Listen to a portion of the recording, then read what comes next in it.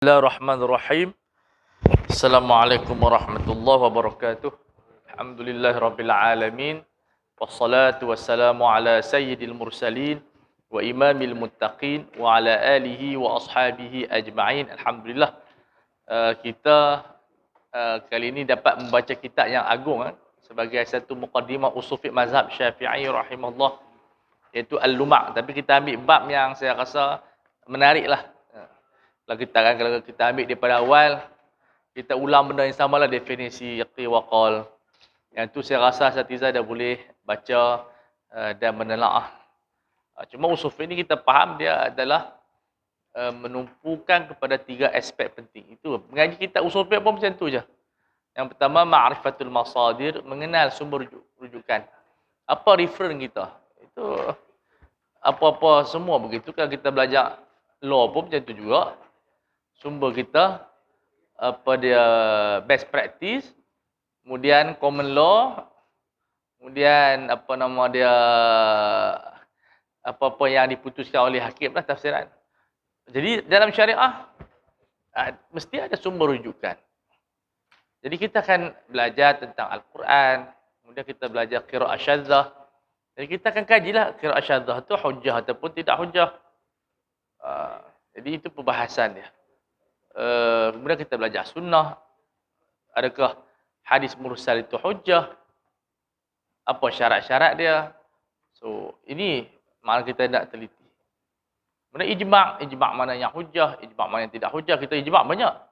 Ijma' al-Madinah, ijma' Syaikhain, itu Umar dan juga Abu Bakar. Ijma' Ahli Bait, ijma' Kufah, ijma' Ahli Misr, ijma' Yaman, ijma' Ahli Syam, ijma' macam, sebab sahabat bertebaran.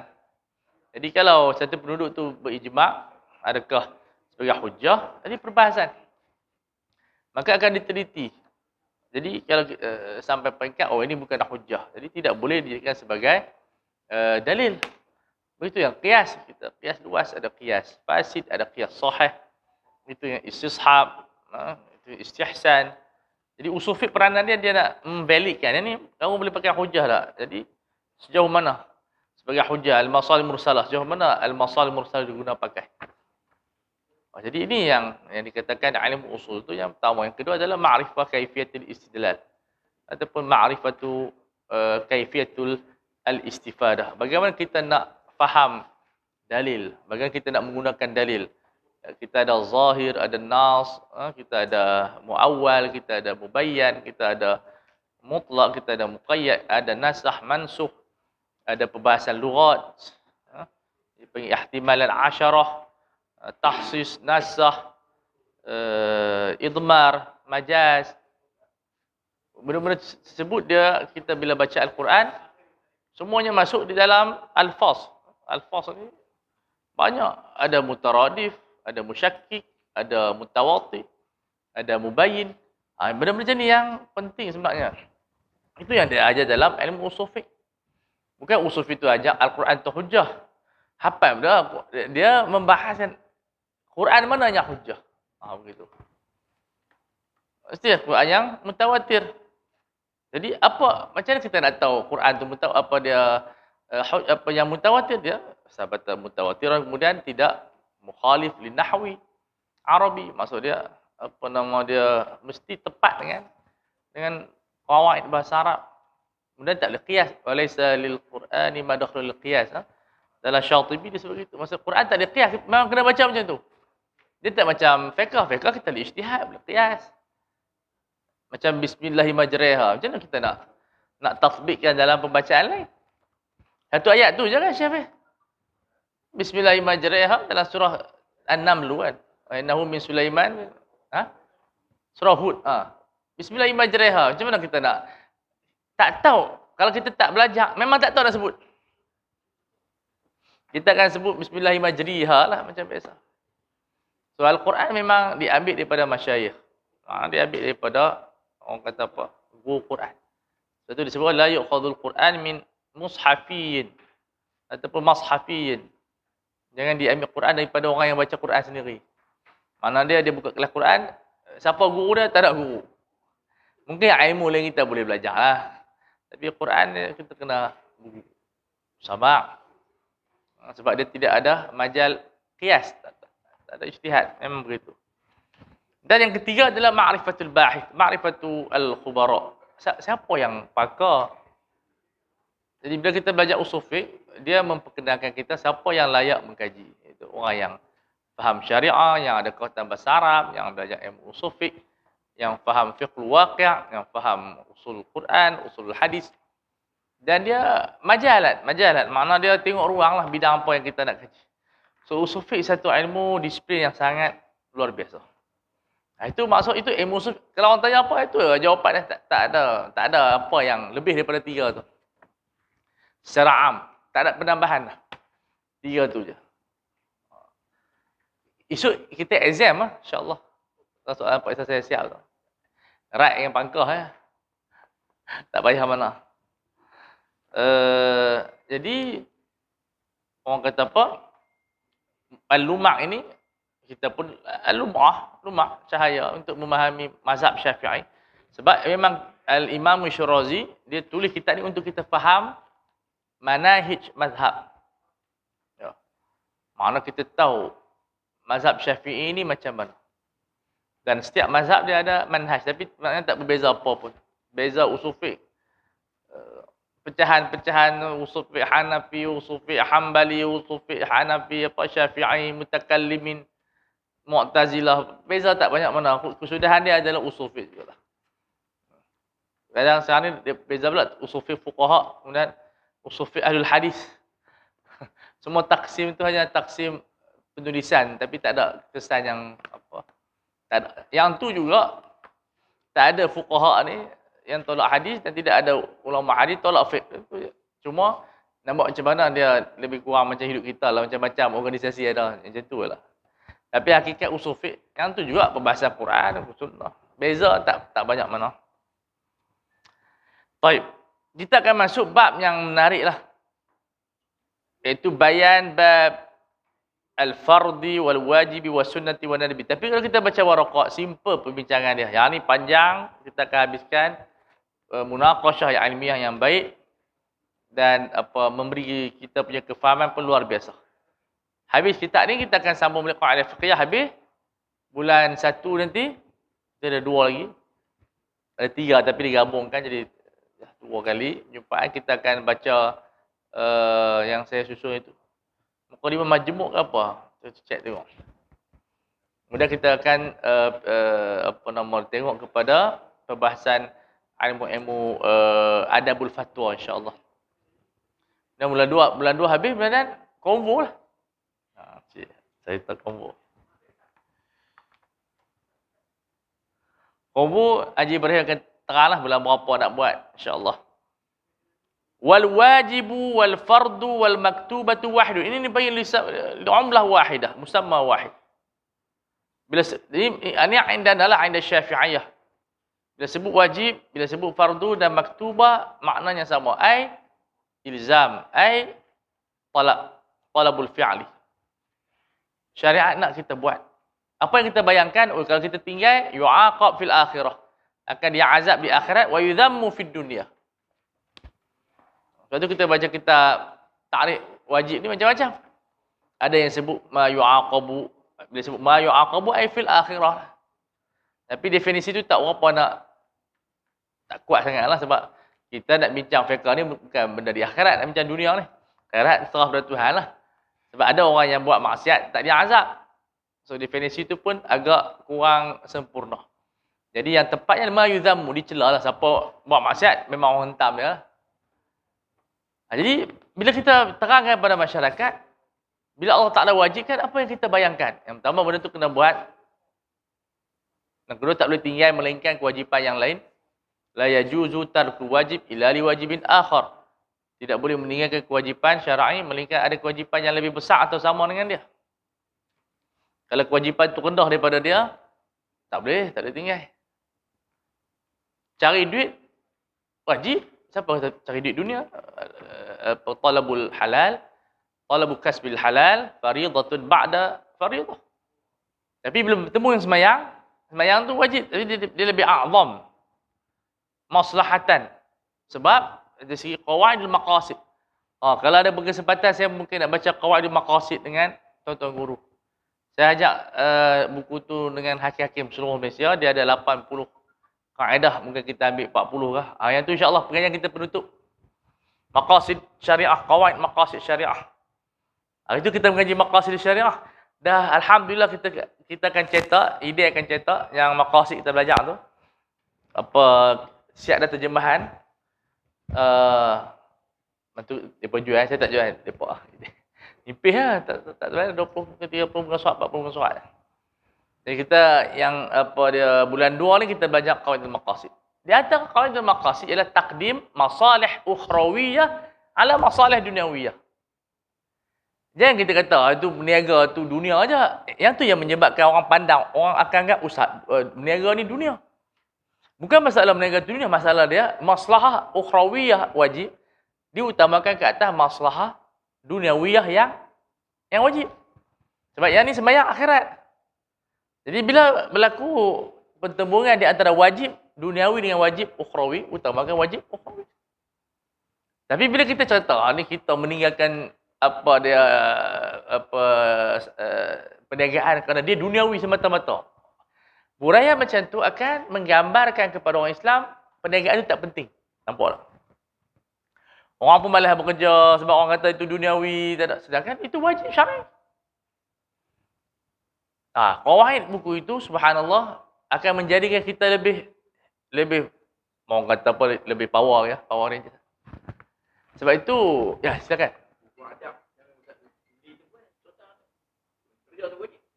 Ya, tuan guru kita mengajar lah. Sebab tu kita tak ada istilah pencen. Pencen ni istilah yang pasif. Tapi kalau digunakan untuk bekerja boleh, tapi untuk kita hidup tak ada pencen. Sebab KPI kita sampai mati liyabluwakum ayyukum ahsanu amala. Sebab Tuhan sebut tu alladzi khalaqal maut, maksud maut tu sebagai nihayah, al-hayah sebagai mazra'ah. Ayyukum ahsanu amala. KPI kita sampai mati. Tak ada kata 55 kita nak pencen. Siapa pencen memang dia sakit terus. Jadi kita punya tajdid adalah untuk menghentikan pemikiran pencen. Pencen di pejabat tak apa supaya bagi orang muda naik. Tapi kehidupan tak ada pencen. Macam tu kita mengajar. Sebenarnya berapa kali? 30 kali. Saya 30 kali lah. Malam-malamnya Ustaz Talib akan mengajar. Kalau orang tak mampu mengajar, dia buat kerja NGO. Kerugian kita apabila kita, bila kita faham pencen tu kita rehat sungguh. Kan? Tengok TV, buat tak tahu. Itu rugi. Sumbangan tidak ada. Jadi ini di antara benda yang kita perlu ubah lah. Dan bulan 1 ni pun saya tengah berunding dengan Datuk Daud untuk dia bagi ceramah kita lah, Datuk Daud Bakar. Tu tokoh antarabangsa. Kalau dia setuju, alhamdulillah lah. Kira satu hadiah kita lah. Jadi kita tengok boleh kutip pengalaman dia antarabangsa 30 tahun. Macam mana berhadapan dengan masyayikh, pemikiran masyayikh. Macam Barunis Syekh Abdul Sattar Burdah mati ketika mana sibuk dia, masa mati tu dia masih pegang berpuluh-puluh jawatan lagi. Kalau kita tafsir di Malaysia ni kira tu gila dunia. Sebab kita yang gambarkan benda tu tak betul. Dia masih pegang Rais dia takafuli Oman, bank-bank syar'i, itu semua elang berpuluh-puluh ribu dolar tu. Umur dia 80. Cuba kita cerita, saya masih lagi pegang CEO ataupun pengurusi. Apa pandangan masyarakat? Sudah-sudahlah, duduk masjid pula. Ini yang menjadi masalah kepada kita. Kita selagi kita ada kudrat. Sebab Tuhan cipta kita di dunia ni bukan jadi malaikat. Kita kena jadi orang. Maksudnya, ada waktu ibadat, ada waktu kita sembahyang. Takkan kita nak jadi macam Kristian, duduk di masjid je. Jadi, banyak ulama macam tu.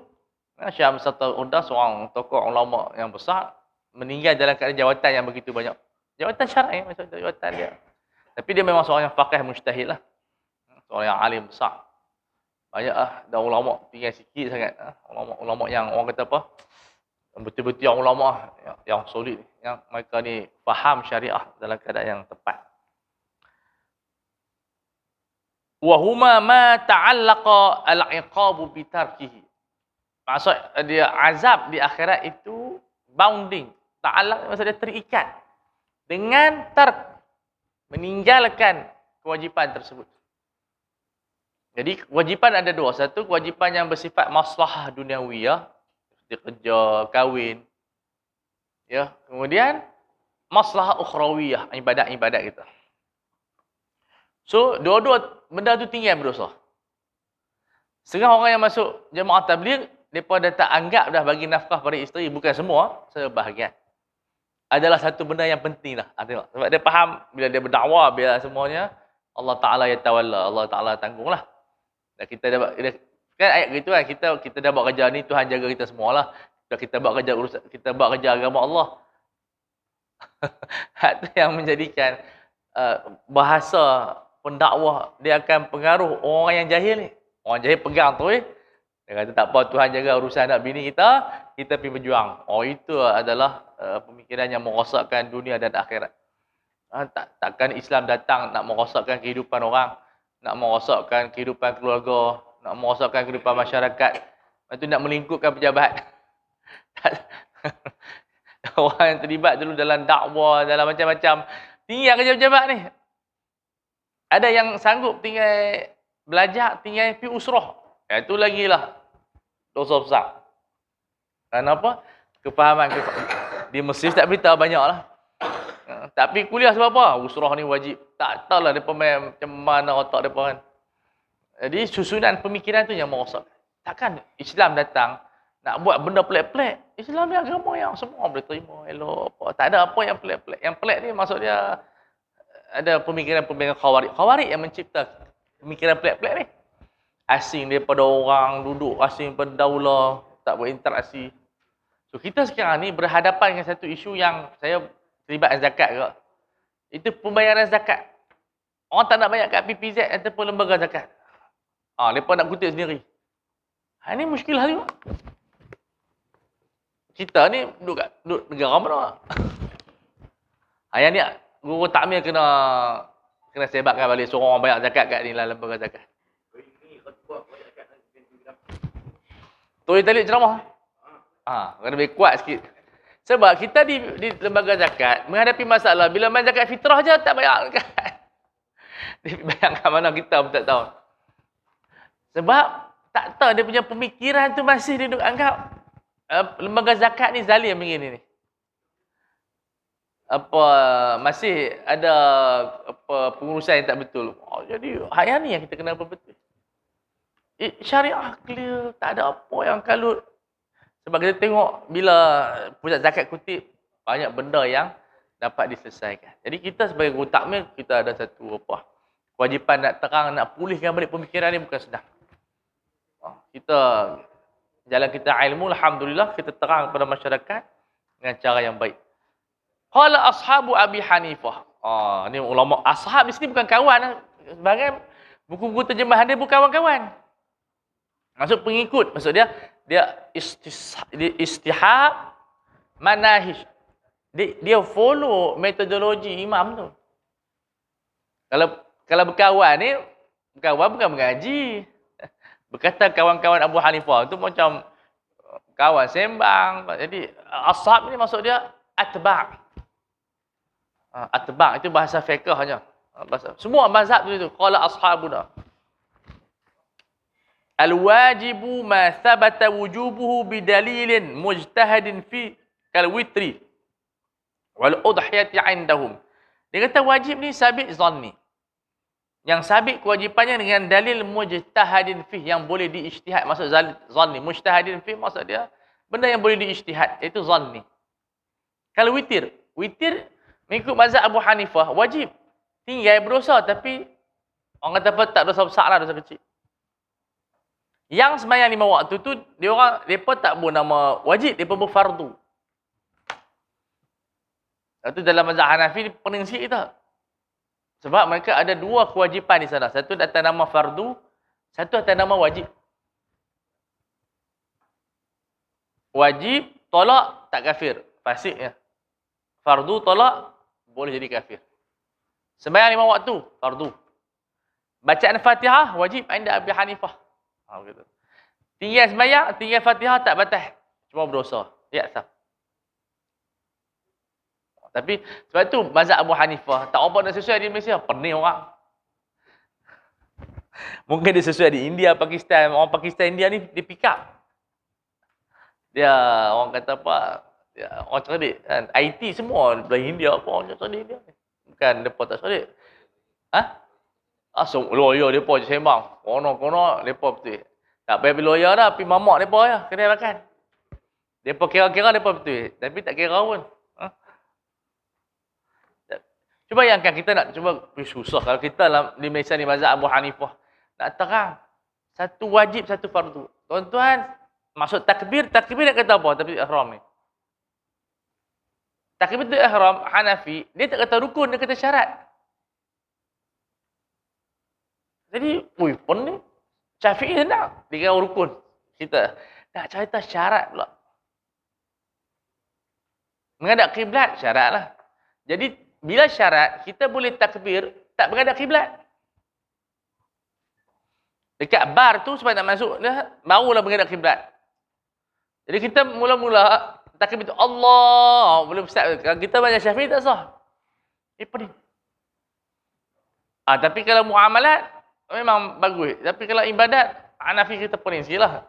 Sebab dia ada term-term dia tu. Mustalah-mustalah dia nak kena belajar. Dan dia pun rukun sembahyang 6 je. Kira buat tu kira sah. Kalau sembahyang baca qul Allah, sah lah sembahyang. Cuma berdosa. Tapi bagus jugalah untuk orang masuk Islam, nak baca Fatihah terlambat, kita ajak qul hu. Ajak wala. Pendek. Takbiratul ihram depa boleh buat macam-macam. Depa tak syaratkan Allahu Akbar. Semua kalimah-kalimah yang ta'zim. Allahul Jalil, Allahu Karim. Kita kena buat macam tu pening. Allahu Karim. Asal majlis fatwa bersidang. Jangan nampak. Jadi itu mazhab Hanafi. Dia baguslah. Makna bagus untuk mungkin negara yang, tapi untuk Malaysia semua boleh fasih sebut Allahu Akbar. Tiba-tiba sebut Allahul Jalil. Pening. Tapi taklah, tak ada isu apa. Sebenarnya tak ada isu apa pun. Sebab benda tu ada dalam kitab mereka secara mutawatir begitu. Sebab bagi mereka takbir ihram itu, lafaz takbir itu maknanya adalah memuliakan Tuhan. Jadi apa-apa kalimah yang memuliakan Tuhan kira sah. Kemudian rokok, kemudian sujud, i'tidal bukan rukun. I'tidal wajibnya sebab tak sebut dalam Quran. Jadi kalau kita tinggi i'tidal dalam sembahyang tak membatalkan. Tapi dia wajib berdosa. Salam pun bukan rukun. Gelap-gelap macam tu. Itu Hanafi. Tapi pening sikit lah. Kita nak ajak orang kampung. Aku macam mana waktu wajib rukun. Dia pening. Jadi ini antara kelebihan mazhab Hanafi. Tapi kalau kita nak pintar, kena belajar mazhab Hanafi. Jarang ulama-ulama ni tak belajar mazhab Hanafi. Mesti dia belajar mazhab Hanafi. Dia tak kira dia mazhab apa pun, dia mesti belajar mazhab Hanafi. Baru kepintaran fiqh tu berlaku pada diri dia. Wal udhiyah indahum sunat, wajib. Kita sunat maka wajib. Wal fardu ma thabata wujubuhu bidalilin maqtu'in bih. Yang sabit dengan dalil qat'i. Quran dan juga sunnah mutawatirah dan ijma' qat'i. Qas salawatil khamsi. Sembahyang lima waktu. Wa zakawatil mafruḍah. Zakat-zakat yang wajib. Macam zakat pendapatan dia khilaf. Ini yang memang sabit. Zakat tumbuh-tumbuhan, zakat zakat emas. Kalau zakat perniagaan dia tidak kuat. Secara dalil khilaf dia ulama juga. Sebagian ulama tidak mewajibkan zakat perniagaan, tapi secara praktikal kena ada, tak ada habis kita. Tapi sebagian ulama tidak mewajibkan zakat perniagaan. Sebab dia kata hadis itu hadis dhaif. Tapi kita dia ada banyak riwayat daripada sahabat yang mewajibkan bayar zakat pada perniagaan. Kalau tak ada zakat perniagaan, rasa pendapatan zakat teruk. Depa yang banyak-banyak keuntungan, kemudian tambah lagi dengan zakat syarikat. Sepatutnya syarikat ni tak bayar zakat sebab dia bukan orang, tapi disebabkan keperluan kerajaan wajibkan juga. Lembaga zakat wajibkan juga. Syarikat bayar zakat. Bank bayar zakat. Kalau tak mencapai, orang kata apa, maslah. Tambah sekarang COVID-19, angka kemiskinan meningkat puluh-puluh ribu. Sebab itu kena bayar zakat kepada lembaga zakat. Kalau tak, macam mana nak pergi tolong orang yang dibuang dah berapa, 3,000 syarikat dah ditutup bankrupt. Mana dia, alhamdulillah guru takmir takkan bankrupt. Tahun depan naik pula 900. Allah masa tadi. 100 tu carum. PMB. Tu tak tunggu je. 100 tu dah buat apa. 100 simpan, insya-Allah. Kalau simpan di rumah duit tak beranak. Simpan dalam akaun duit tak beranak, duit macam tu juga. Simpan dalam investment. Tapi walaupun saham sekarang ni naik turun biasalah. Tapi paling kurang kita seronok duit kita beranak. Sebab kaedah dia kalau duit tak diinvest, dia tak beranak tu macam tu duit tu. Bila kita invest, bulan berapa efektif ni? Tak tahu, bulan 1 ni. 900. Jadi maksud dia secara praktis RM800 dah cukup dah, betul tak? Dah berjalan lama dah. Tak mana tambah 900 lagilah cukup. Jadi 100 tu kita invest lah setiap bulan, insya-Allah. Sunnah, satu sistem. Kita selalu sebut macam investment ni macam benda tu duniawi, sebenarnya kita boleh letakkan investment tu sunnah muakkadah. Bukan maksud sunnah muakkadah tu Nabi buat, tak. Prinsip tu. Sebab banyak orang keliru bila sebut sunnah muakkadah tu mesti Nabi buat. Tak. Dalam perbahasan fiqh, sunnah muakkadah ni maksud dia benda yang baik dalam syariah. Hatta kalau kita tengok wayang pun qad yustahabu, kadang-kadang disunatkan tengok wayang. Tapi kena faham term tu. Bukan Nabi pergi tengok wayang. Maksud dia cerita tu bagus, cerita pasal Islam. Bila kita pergi tengok wayang, kita beri sokongan kepada dakwah Islam. Jadi yustahabu, digalakkan. So term-term fiqh dia berlainan dengan term-term yang lain. Jadi ini kita kena teliti. Wa ma asbaha, dan seumpama dengan dia. Jadi yang ni saja 4 baris kita boleh menyelesaikan banyak masalah di kampung-kampung yang selalu orang bertanya kepada kita. Wa hadha khata'un, dia kata pendapat Abu Hanifah salah, khata'. Alasan dia apa? Bi anna tariqal asma' asy-syar'u, tariqal al-asma'i adalah huwa syar'u, khabar dia. Wal lughatu wal isti'malu wa laysa fi syai'in min dhalika farqun baina ma thabata bi tariqin maqtu'in bih aw bi tariqin mujtahidin fihi. Dia kata jalan kita nak mengenal nama wajib ke sunat, semua main daripada yang pertama syarak. Dalam Al-Quran disebut dengan kalimah-kalimah zakat, as-salah, as-siyam, apa lagi kalimah yang ada di dalam tu, as-sadaqah, al-atiyah, an-nihlah. Semua kalimah-kalimah syarak yang diambil pada Al-Quran. Itu saja kita banyak ilmu dalam tu, dia panggil mafahim Quraniyah. Makna dia konsep kefahaman Quran yang kita kena kumpul semua. Sebab Al-Quran kalau dibaca dengan satu surah, kita takkan mencapai natijah yang tepat. Dia kena baca Al-Quran dalam bentuk 30 juzuk. Baru kita jumpa dia punya qata'iyat dia. Kita jumpa natijah dia yang kuat. Kemudian diambil daripada bahasa Arab asy-syar'u. Jadi kamus bahasa Arab yang bagus, kalau turas, iaitu Al-Qamusul Muhit, ada 4 jilid. Itu qamus yang tersusun elok. Sebab ditulis oleh ulama Syafi'i.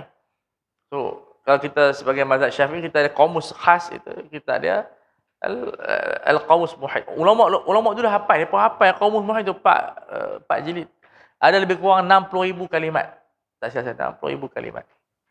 Lebih. Kemudian kecil sikit, iaitu Mukhtarus Sihah, Abu Bakar Ar-Razi. Makna kita kena hafal qamus, cek, tengok perbahasan dia. Kita akan faham Quran, kita faham sunnah dengan baik. Kemudian isti'mal, bahasa-bahasa Arab urfi. Makna dia yang digunakan dalam praktis. Dia panggil isti'mal. Lughah kata lain, tapi praktis kata lain. Ni istilah-istilah ilmu lah, sains dia ada istiamal dia, fiqh. Macam fiqh al-fiqhu. Al-fiqhu fil Quran lain dengan fiqh yang kita belajar. Al-fiqhu fil Quran maksudnya ma'rifatul asrar, kita mengenal rahsia-rahsia Quran. Maqasid dia, falsafah dia. Tapi fiqh yang kita belajar ni bukan yang Quran pun, iaitu kita mengenal al-ahkamu syar'iyyati al-amaliyah al-muktasabu, al-ilmu bil ahkam syar'iyyati al-muktasabu. Sebagai kitab dia tersilap pun, sama ada nukil ataupun tersilap macam mana, dia buat al-muktasabatu. Jadi al-muktasab itu bukan sifat kepada ahkam, sifat kepada al-ilmu. Sebab ilmu yang diambil bukan ilmu wahyu ni, ilmu ijtihad. Al-ilmu bil ahkam syar'iyyati al-amaliyati al-muktasabu, bukan al-muktasabi. Sebab al-ahkam itu dia adalah jamak taksir, mesti dia punya sifat dia muannas, tapi sifat dia adalah muzakkar, kembali kepada al-ilmu al-muktasabu bi ahkam syar'iyyati al-amaliyah.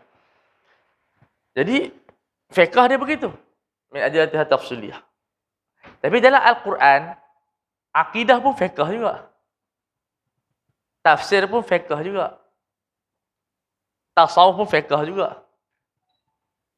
Semua ilmu fiqh. Sains pun fiqh juga. Jadi al-fiqh fil Quran awsa', maksud lebih luas makna dia. Cuma bila masuk universiti, bila luas macam tu susah lah orang. Kita termkan dia lah. Satu nama akidah, satu nama dia apa? Fiqh, satu nama tafsir. Allahumma fiqh fid din. Itu bukan ilmu fiqh. Kita terjemah fiqh, al-fiqh fid din. Awsa' makna dia. Sebab itu Al-Imam Abu Hanifah, buku akidahnya nama dia Al-Fiqhul Akbar. Ada syarahan dia daripada Al-Imam, apa nama dia, syarah kepada kitab Mishkatul Masabih, Mishkatul Mafatih oleh Ali Mula Al-Qari. Orang India yang syarah. India ada suka Hanafi, masya-Allah. Sebab suka makan sirih kot. Orang India suka makan sirih. Jadi kalimah-kalimah tu luas. Tapi pasal apa? Penting sebab nak belajar. Kalau kita terjemah fiqh luas begitu, pening budak-budak. So kita hanya ambil skop. Ada tasawuf dia, ada fiqh dia, ada dirasah hadis dan semua. Semua itu ada ilmu Quran. Dalam zaman Rasulullah mana ada pengajian hadis? Secara selepas Rasulullah, semua Quran. Sampai tulisan hadis dihalang. Sebab dia ilmu dalam bentuk yang satu je, itu Quran habis. Kemudian ada zaman ada orang lemah manhaj, bawah hadis ditulis zaman Umar bin Aziz. Fiqh tak ada macam tu, tak ada mazhab pun. Kemudian ada orang berhajat pada fiqh, tulis fiqh boleh. Lurah pun tak ada macam tu, nahwu pun tak ada lagi. Dan nahwu lemah, buat nahwu. Balaghah tak ada. Bila balaghah lemah, tulis kitab Jurjani. Mantik pun tak ada macam tu. Kemudian naik. Sampailah ilmu kita macam-macam sekarang ni. Ilmu apa dia panggil apa? Tadabbur Quran lah. Ilmu yang tu lah. Qiraat dulu tak ada. Memang orang belajar Quran macam tu. Kemudian ada satu fan, ulama buat ilmu qiraat. Tapi semua di zaman Rasulullah tu ada. Tapi tidak ada penjenamaan. Ilmu satu je, ilmu Al-Quran. Itu kita kata sejarah. Tapi tak boleh ambil lah daripada sejarah dulu kita buang semua ilmu. Jadi kita kata zaman Nabi tak ada. Kemudian apa? Nabi hanya ajak Quran je. Jadi fiqh kita buat ada. Itu dipanggil apa? Kronologi lah. Sejarah. Takkan kita nak buang semua tu, pergi balik zaman Nabi. Zaman Nabi apa? Tak ada ilmu apa? Ilmu Quran lah satu tu. Sebab yang Nabi ajak adalah Quran dia. Wallazi ba'atha fil ummiyina rasulan minhum yatlu 'alaihim ayatihi wa yuzakkihim wa yu'allimuhumul kitaba wal hikmatal kitab. Maksud dia ajak Quran dan hikmah Quran tu je. Sebab as-sunnah adalah muawwilah lil Quran. Sunnah yang tu je. Dia tak ada Sahih Bukhari, tidak ada Sahih Muslim, tak ada apa. Semua Nabi tu adalah kana khuluq Quran. Jadi belajar ilmu Quran dia. Bila dah zaman dah lemah, sahabat dah meninggal, main zaman tabi'in, berhajat kepada ilmu sunnah, baru ilmu sunnah naik. Kemudian berhajat pada qiyas. Dulu qiyas dianggap sebagai makhluk yang teruk. Siapa yang geng Abu Hanifah dianggap sebagai makhluk yang teruk. Tiba-tiba datang orang ni masuk Islam ni, Lalu Alul Haijah pun belajar ilmu qiyas. Betul? Ilmu dicipta sedikit demi sedikit. Itu hikayat dia lah. Baik, tak ada beza apa pun. Sama ada dia qata'i ataupun dia zanni, tetap dia adalah wajib. Maksud dia, tak boleh kita tinggal. La yajuzu tarkuh. Al-wajibu la yajuzu tarkuhu. Sama ada bitariqin maqtu' atau bitariqin mujtahidin fih. Dia term apa? Syirazi rahimahullah. Dia tak sebut zanni, dia sebut mujtahidin fih. Sebab mujtahidin fih ialah far'un min adh-dhann. Dia furu' dhann. Kalau benda tu tak dhann, tak boleh ijtihad. Kita tak boleh berijtihad dalam qat'iyat. Sebab qat'iyat ni satu makna aja. Kalau kita tengok kitab lain, misal kitab Isnawi dia sebut ma thabata bidalilin dhanniyin. Lepas tu kita buka term Syirazi ma thabata bidalilin mujtahadin fih. Yang ni dia panggil apa? Kehebatan kita baca kitab Turas. Dia sekejap dia ambil bahasa ni. Ini kita belum baca kitab Mustasfa. Mustasfa lain pula bahasa dia. Dia tak guna istilah ni, dia guna istismar. Kita dah baca-baca, ni investment ke? Kalau Ustaz Aziz baca, dia tengok ni, usul fiqh ada investment. Sebab dia kata, rukun ijtihad adalah istismar, mustasmir, as-samarah. Al-ijtihad tu dia namakan sebagai samarah. Buah. Ad-dalil dia namakan sebagai al-muthmirah. Makna dia tempat yang membuahkan. Mujtahid, mustathmir. Orang yang kutip buah. Ijtihad nama dia istismar. Wow, dia kata kalau orang yang jenis ekonomi dia fikir, rupanya investment ni jadi bahas oleh Imam Nawawi, Imam Ghazali. Imam Ghazali tak bahas investment pun dia bincang pasal ijtihad. Term dia. Jadi ini yang kita orang kata apa, seronok bila baca kitab Turas, kita belajar banyak bahasa-bahasa lama. Baik, faslun fi sunnati wan nafi wan nadbi. Yang ni sangat bagus benda ni. Kita rehat ke apa Ustaz tadi? Minum kopi saya takut terlajak saya menzalimi orang lain pula. Ustaz Talib. Ya? Ya, pukul 11. Ada minum ni kan? Minum dah? Minum dulu? Okey, minum dulu. Okey. Lepas tengah bidang. Tapi anda saja nak cadang. Tadi anda baca hikayat ulama' besar lah. Syekh Qadaribi ni ulama' yang besar lah. Dia qadhi, dia orang hebat. Usuliyun, guru kepada Abu Zahrah. Sempatlah duduk dengan Muhammad Abduh. Dia istiqamah tuan guru. Sehari 6 jam menulis membaca, tak berubah. 6 jam dia buat sehari. Sama ada menulis, sama ada membaca. Saya mula nak tambah, sama ada tulis, membaca atau tidak. Kalau tak nak baca, kita menulis. Tak nak tulis, dia buat apa? Takkan nak baca balik kan? Tidak lah. Itu tambahan saya lah. Tapi jangan ambil yang tidak tu. Sebab hasil dia subhanallah sangat lumayan. Kadang-kadang kita mengidamkan baca lama, 12 jam, 14 jam. Kadang boleh pergi, kadang penat. Lalu kita tak 6 jam langsung hidup. Pagi 2 jam, tengah hari 2 jam, malam 2 jam. Istiqamah baca. Akan ada hasil. Sebab ini di antara hidup ulama'. Kalau terlampau banyak sangat kita jemuan, pun 6 jam istiqamah. Lain-lain kita buat aktiviti tu apa nak? Aktiviti nak tengok TV ke, nak ni ke. Tapi istiqamah 6 jam dengan kita. InsyaAllah dia ada barakat dia. So kita rehat saat untuk minum kopi. Lalu kita sambung. Buku ni bagus. Kalau hafal, lagi bagus insyaAllah.